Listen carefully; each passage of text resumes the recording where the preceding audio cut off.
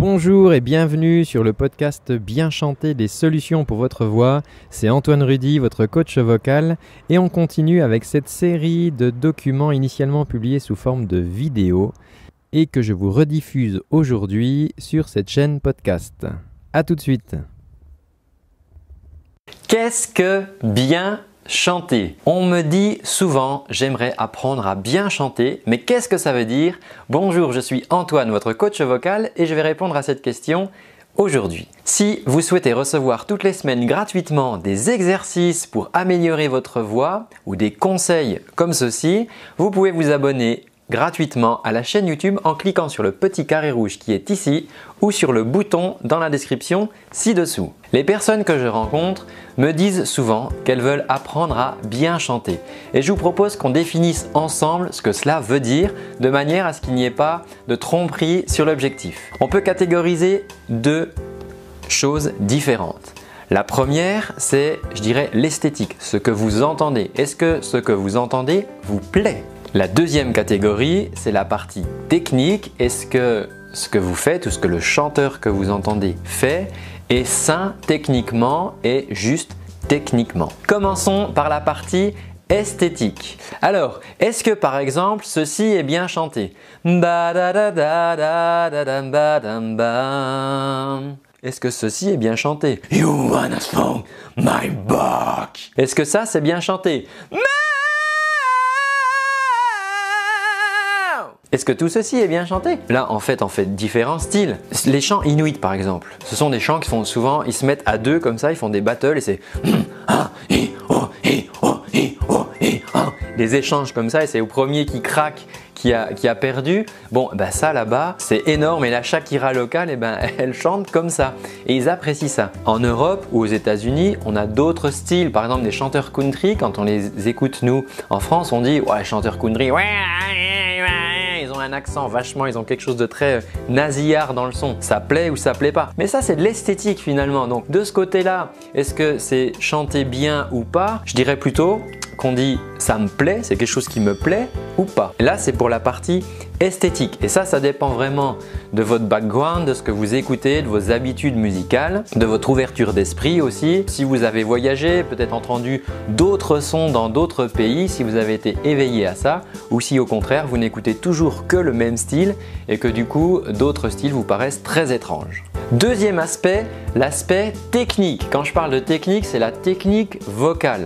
Est-ce que le geste est correctement effectué? Est-ce qu'il est répétable? Est-ce qu'il endommage ou pas la voix? C'est ça qui est vraiment important. Alors là, il y a beaucoup de paramètres, mais des paramètres principaux, ça serait par exemple la gestion du flux d'air. Est-ce que vous arrivez à conserver un flux d'air libre, aussi bien dans les aigus que dans les notes graves? Et ça, on voit quand on fait les exercices que souvent ça varie et c'est une des premières choses qu'on cherche à contrôler. Le flux d'air, c'est un petit peu le carburant de votre voix et vous en avez besoin tout le temps.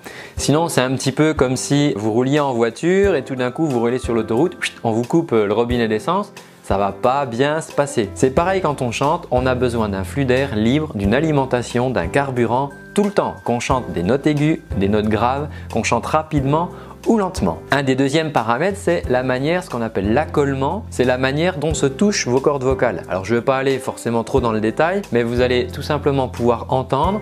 Si mes cordes vocales ne se touchent pas complètement, ça ne sera pas étanche et on va entendre de l'air dans ma voix. On entend qu'il y a un son très soufflé parce que simplement ce n'est pas étanche et il y a du souffle qui passe en même temps, qui se mélange du coup à mon son. A l'inverse, si mes cordes vocales sont trop serrées, ça va faire ça. Et techniquement, c'est quelque chose qui est exagéré parce que en serrant comme ça mes cordes vocales, je vais forcer en fait dessus et ça c'est une voix forcée. Donc techniquement, on va dire que c'est quelque chose qui n'est pas très approprié. Un autre critère, ce sont les tensions. On peut, quand on chante, créer beaucoup de tensions dans la gorge, dans la mâchoire, la langue, pareil ici au niveau du torse. Et toutes ces tensions qui vont s'accumuler vont créer des crispations et votre chant ne sera pas libre. Donc là aussi, techniquement, on dira que ce sont des petits défauts techniques ou en tout cas des choses à améliorer parce qu'à un moment, si vous avez trop de tension, trop de crispation, ça va vraiment handicaper votre voix. Après, il y a encore plein d'autres paramètres techniques comme une bonne articulation, une bonne gestion des voyelles, une bonne gestion, la qualité des consonnes, la position de la langue, les positions de la mâchoire, les qualités de résonance. Mais après, on va rejoindre un petit peu plus l'esthétique parce qu'on va parler aussi d'effets vocaux. Et les effets, s'ils sont bien réalisés techniquement, ils seront appréciés ou pas ensuite en fonction de l'esthétique qui véhicule. Les voix saturées, par exemple les saturations, sont des effets et bien ça on apprécie ou on n'apprécie pas. Mais c'est sûr que dans le rock par exemple, on va utiliser ces voix saturées alors que dans la pop, on va moins les utiliser ou alors vraiment de temps en temps pour donner un petit peu de punch dans le chant, mais on chantera plutôt en voix claire. Donc là, on rejoint un petit peu l'aspect esthétique. Alors une petite remarque, c'est que les éléments que je vous ai décrits tout à l'heure comme des éléments de technique vocale, il faut savoir que quand on les maîtrise bien, on va pouvoir utiliser des défauts entre guillemets ou des gestes imparfaits de technique vocale pour créer de l'intention, rajouter de l'émotion dans la chanson. Typiquement, vous pouvez utiliser la voix soufflée dans certains styles. Je peux utiliser à la fin et le son, on a l'impression que le son se disperse comme ça. Donc certes, on a dit vu tout à l'heure que techniquement, c'est pas le meilleur des gestes si je laisse partir de l'air comme ça mélangé avec le son, mais par contre si je maîtrise cette situation, je peux l'utiliser à mon avantage comme des éléments d'interprétation. Pareil pour la friture, ce qu'on appelle cette chose là. Je peux m'en servir. Christina Aguilera par exemple utilise beaucoup ça en début comme ça donne un côté un petit peu lascif et du coup vous voyez là, je le rajoute aussi et du coup ce petit entre guillemets défaut technique on va pouvoir l'utiliser dans notre interprétation pour la chanson qu'on interprète. Ce qu'il faut juste, c'est pouvoir le contrôler. C'est-à-dire que si tout d'un coup, il y a tout le temps cette chose-là qui se rajoute dans votre voix et que vous n'arrivez pas à le maîtriser, à ce moment-là, ça va devenir une sorte de tic et vous ne serez plus tout à fait libre de pouvoir interpréter comme vous le souhaitez votre chanson. Il en est de même pour la justesse. On cherche forcément, quand on travaille sa voix, à chanter juste. Mais sachez que si vous passez certains enregistrements de chanteurs très connus, des anciens enregistrements surtout parce que maintenant il y a beaucoup de choses qui sont corrigées par ordinateur, mais si vous passiez des anciens enregistrements, vous pouvez regarder sur l'ordinateur et vous verrez que les notes ne sont pas tout à fait justes. Mais c'est justement ce qui nous touche quand on écoute ces personnes, entre autres, c'est que on a l'impression par exemple une chanson où le chanteur va évoquer une certaine souffrance,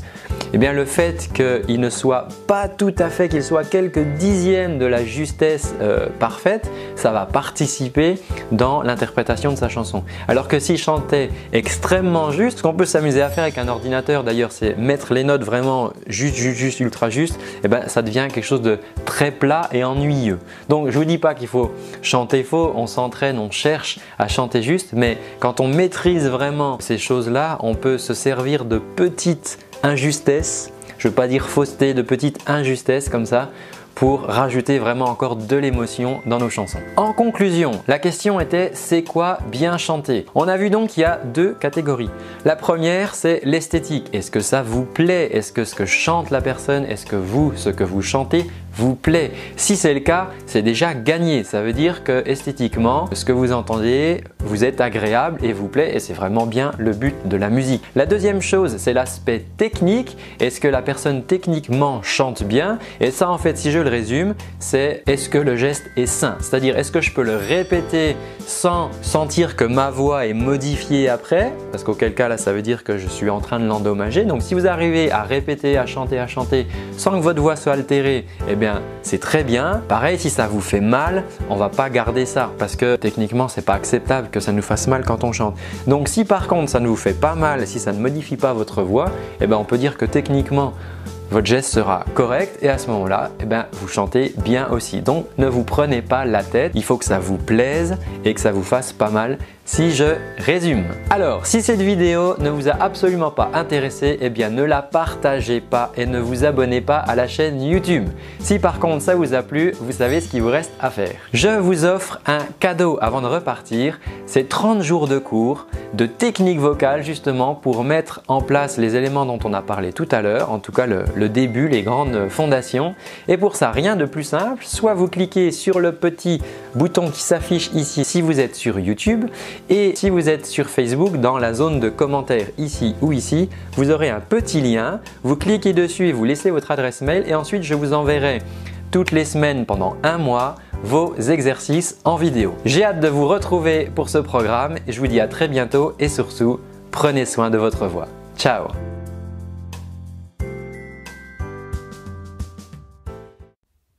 Et voilà, c'est tout pour aujourd'hui. J'espère que ce contenu te rendra service et t'aidera dans ta quête pour bien chanter.